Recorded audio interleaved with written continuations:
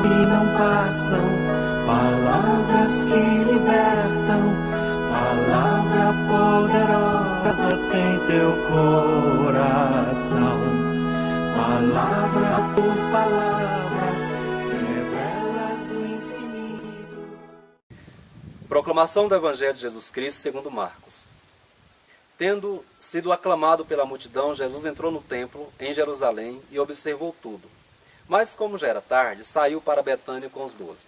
No dia seguinte, quando saíam de Betânia, Jesus teve fome. De longe, ele viu uma figueira coberta de folhas e foi até lá ver se encontrava algum fruto. Quando chegou perto, encontrou somente folhas, pois não era tempo de figos.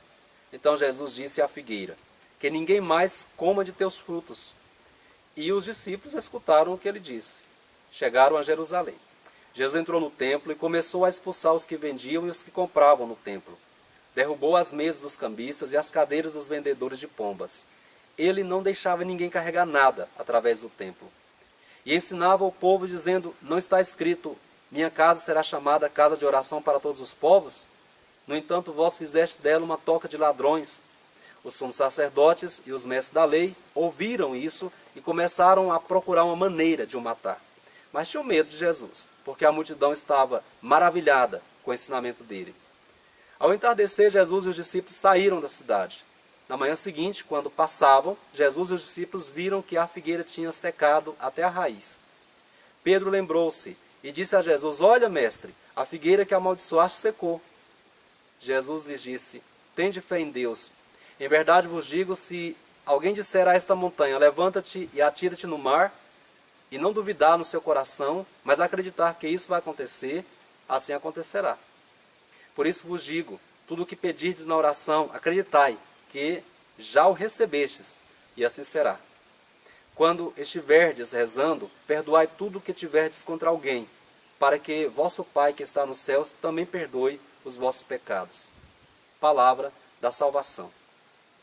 Bom, minha gente, finalmente Jesus chega em Jerusalém e Betânia fica a alguns quilômetros, poucos quilômetros da capital. Jerusalém era o lugar onde moravam Marta, Maria e Lázaro, os amigos de Jesus. Os 3 irmãos amigos de Jesus, é onde Jesus descansava.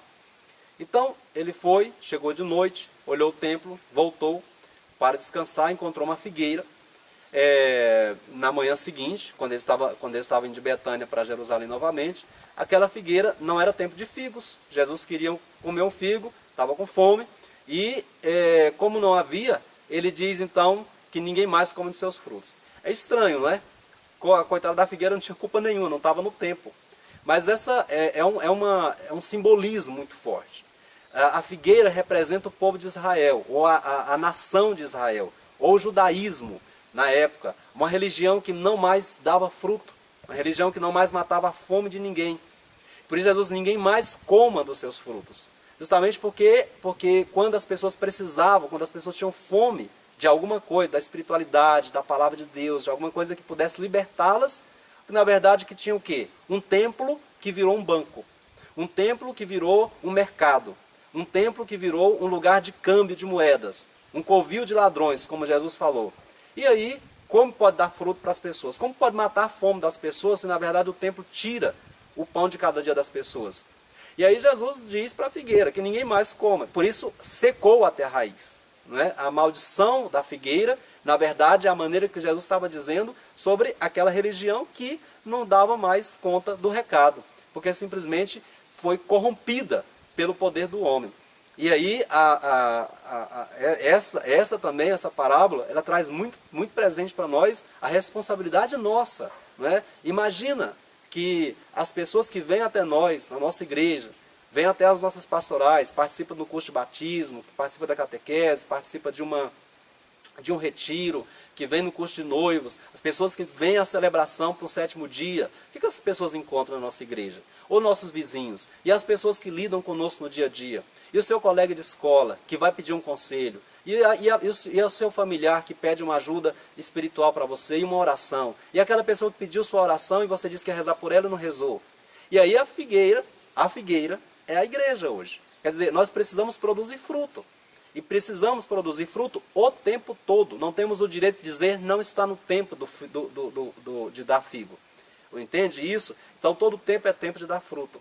E é por isso que a palavra de Deus hoje ela nos instiga, e também nos inspira, claro, né? Para nós é um ânimo muito grande, porque Jesus mesmo diz, comparando-se a uma outra árvore, ele diz, né, eu sou a videira verdadeira, vocês são os galhos, o Pai é o agricultor. E todo ramo que não der fruto, ele corta e será lançado no fogo que queimará. E assim também hoje, nós meditando sobre a figueira amaldiçoada, quando Jesus estava ali entre Betânia e Jerusalém. Então nós também precisamos saber, entre o nosso descanso, entre a nossa Betânia, entre a nossa casa de oração, entre a Capela do Santíssimo e Jerusalém, onde estão as pessoas com fome, com sede, que chegam até nós porque precisam de nós, onde nós estamos? Estamos plantados no meio, somos a figueira, somos a igreja do Senhor, somos os membros do povo de Deus. Todos nós necessitamos sempre produzir frutos para matar a fome das pessoas. Deus Pai vos dê sua bênção, Deus Filho vos conceda a saúde, Deus Espírito Santo vos ilumine. Em nome do Pai, do Filho e do Espírito Santo. Amém.